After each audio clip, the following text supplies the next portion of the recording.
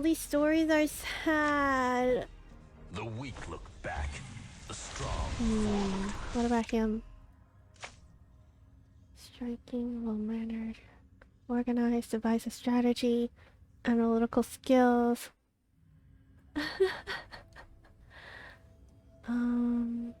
Military service, furthermore well-read and competent. His ambitions. Ooh, he sounds like a character I would be okay with. But he is actually from an impoverished rural community. He lived in a rundown farmhouse and didn't have much when he was growing up. This motivated him to find a way to improve his circumstances.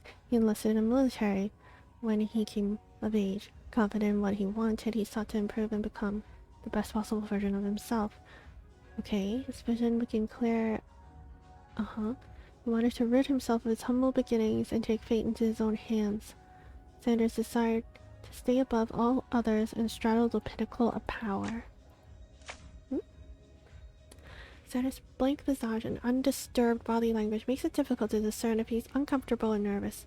One of the few times when Sanders showed any semblance of emotion is when he's smoking cigars. Stop smoking! No smoking in the classroom! Sorry. They gave him some measure of peace from his worries. Although you can sometimes see him smiling when he smokes, he still looks unapproachable. He tries to speak in soothing tones, and his measured actions help to alleviate some of the tension that some people experience when they talk to him. But fearing that his true self will be discovered, he has grown accustomed to wearing a mask. Perhaps one of the only honest things in his life was his friendship with Vulcan, and we don't have that. I'm interested in him. Sanders is okay. Sanders is okay. Drew? Okay, we read about Drew. Let me organize that after. His custom pocket watch and gold-plated monocle marks him out as a man of taste. Even that strange ethereal purple butterfly that always flushes around him seems like a stylistic choice. From his tailored suit to his exquisite manners, Drew is the epitome of a gentleman. Any times anyone converses with him, he never fails to amaze them with his focused attention. From deep philosophical disputes to the most trivial of life's quandaries, Drew is always more than able to give the most perfect advice to his companions. Seeing the wonder on his friend's face when he makes a suggestion that is exactly what they needed to hear is one of his favorite things in the world. Miss Cakes is always also one of his other favorite things. Before the sudden fall of House Ramses, Drew was proudly employed as the illustrious family's head butler. One of his primary responsibilities was to look after his ward, Ollie, the heir apparent to the Ramses family. Ramses? It's okay. When tragedy struck the household and Ollie ran away, Drew was crippled with guilt. It was as if his entire world had crumbled around him, and he couldn't bring himself to so much as move. It was his old friend Laura who helped him during this difficult time. She reminded him that there are still many people who cared about and depended on him. Laura wanted him to realize that sometimes people just needed to move on. Wow. Although he swore his service to House Ramses when he was young, this vow was never intended to last forever. I'm sorry, Drew, your old friend just came up to you and said, people just need to build a bridge and get over it? And that's what she told you, and you were relieved to hear that? I don't want such a friend. If I'm like, I go to my friend and I'm like really upset. Oh no, I did something really bad. And then your friend is like, well, you or they just need to build a bridge and get over it. I'd be like, you're not my friend anymore. Since Drew joined the Esper Union, he has slowly stepped out of the shadows cast over him by his past. His colleagues have become his new family, and he's found himself able to open up to them. He's still the consummate protector of those he loves, just as he was in the past.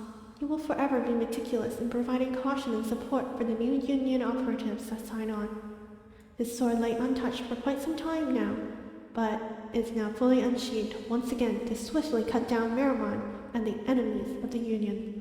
The sight of Drew dancing and slashing gracefully in battle is truly awe-inspiring because he does so naturally. Even though he has changed since his time with House Ramses, gosh darn it, Drew has not ceased looking for the truth about what happened on that fateful day. Drew needs to have better friends around him and better people around him, and he deserves better. That is what I've learned. Your There head. he is. Don't even think about taking what's Why does he mine. have a... Oh. Okay. Oh, okay, he Shadow Decree. Okay, I got all his story. Nice. I will drink and then we will reverb. People are often surprised to discover that Tang Yuan is actually quite popular with ladies. His quiet, gentle demeanor reminds most girls of their cute younger brother. He's also acutely aware and sensitive to the needs and feelings of those around him. Whenever he accidentally offends someone, his ears droop down and he looks like a sad puppy. Even the coldest of hearts can't help but melt when they see his face. He despises having his head rubbed like a child. It's his pet peeve. Don't make Tang Yuan angry, or he may lose control of his Esper powers. That's normally a good time to give him a chocolate pudding to make him smile again. It's his personal favorite. When you present him with his preferred dessert, you will have his undivided attention and cooperation.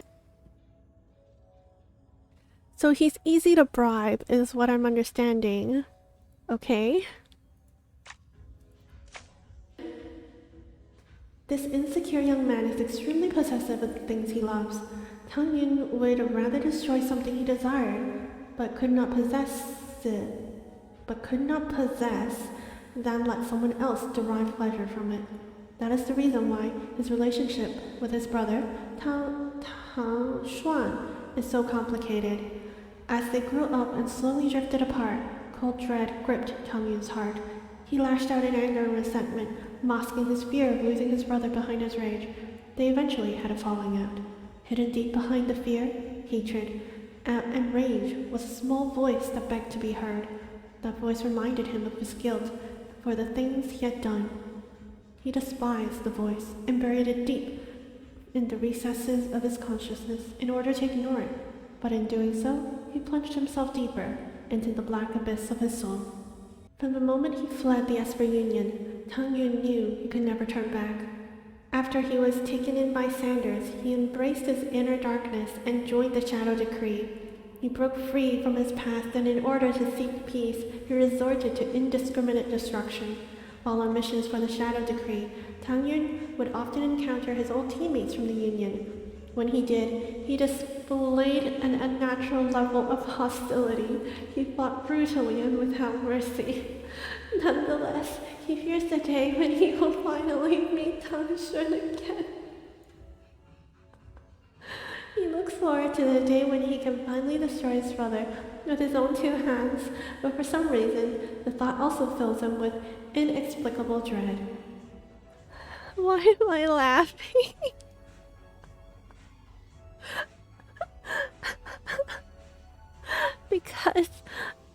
because I'm using my phone as my camera, and like it's right in front of me because it's a camera, right, to make me move. And then as I read something that I know Ren would scream about, he messages me and the notification pops up and it's Ren. You have a message from Ren. It is all in caps lock, and I'm like, yeah, I know.